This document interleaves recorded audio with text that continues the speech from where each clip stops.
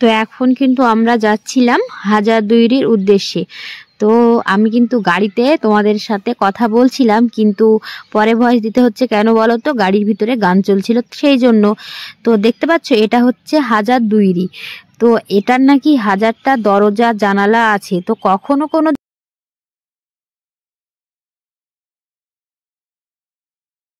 তো এইটা দেখতে পাচ্ছ এই গলিটার ভেতর দিয়ে কিন্তু ভেতরে যাওয়া হয়।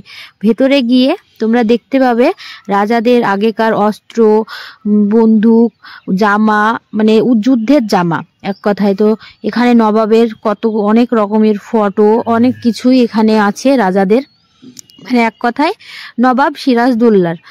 তো এটা কিন্তু তোমাদেরকে ভালোভাবে দেখাচ্ছিলাম। ওটা দিয়ে ঢুকতে হবে আর এটা দিয়ে কিন্তু বেরোতে হবে। এটা কিন্তু খুবই সুন্দর, একদম পার্কের মতো করা আছে। আর এটা হচ্ছে ঘড়ি, এটা কিন্তু ব্যাটারি ছাড়াই অটোমেটিক চলে। আর তোমাদেরকে আর একটা জিনিস দেখাচ্ছি আমি। তো চলো, ওটার দিকে ঘোরাচ্ছে। আর এই যে দেখতে পাচ্ছ কত মানুষের ভিড়। এখানে কিন্তু কোনো ওকেশন ছাড়াই এত মানুষের ভিড় হয়।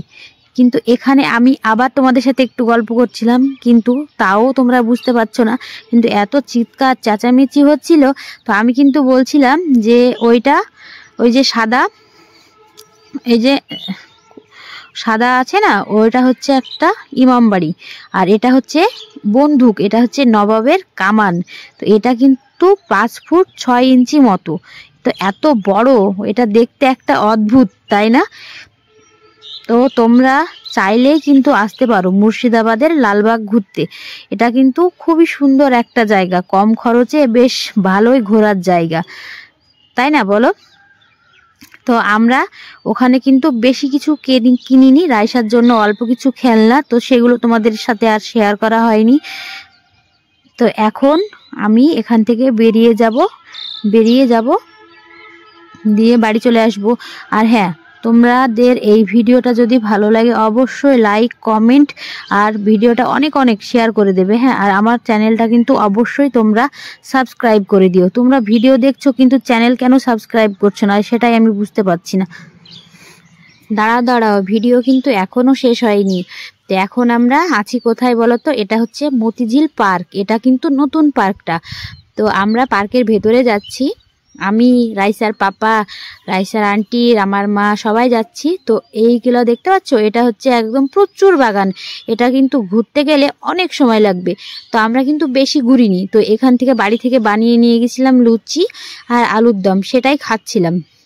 তো প্রচণ্ড খিদে পেয়ে গেছিলো, তো চটপট করে কিন্তু আমরা সবাই মিলে খেয়ে নিয়েছিলাম। আর এত শীত, ওখানে পুরো একদম কুয়াশায় কিন্তু ঢেকে গিয়েছিল। তো আমরা কিন্তু ওখানে অনেকক্ষণ অল্প একটু ছিলাম। তো রাইসাকে জাস্ট একটু খেলা করিয়েছি, তারপরে ওখান থেকে আমরা বেরিয়ে এসেছি। তো দেখতে পাবে তোমরা রাইসা কতটা এখানে ছুটছিল, একদম ফাঁকা জায়গা পেয়ে। রাইসার তো খুবই মজা, আমার তো হাত ছেড়ে দিয়েও একা একাই দৌড়াচ্ছে। আর একটা কি বলতো, এখানে কিন্তু খুবই সুন্দর সুন্দর ফুল, এত ফুল আমি তো দেখেই অবাক হয়ে গেছি।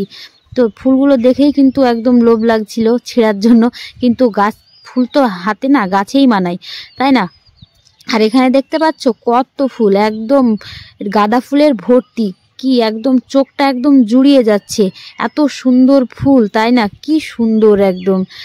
তো এখানে কিন্তু কোনো ওকেশন লাগে না, এত ভিড় হয় না মানুষের, মানে সব সময়ের জন্য মানুষ।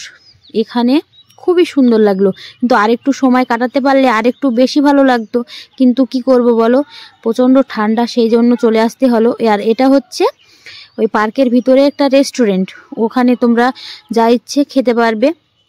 আর আমি এখান থেকে রাইসার জন্য দুটো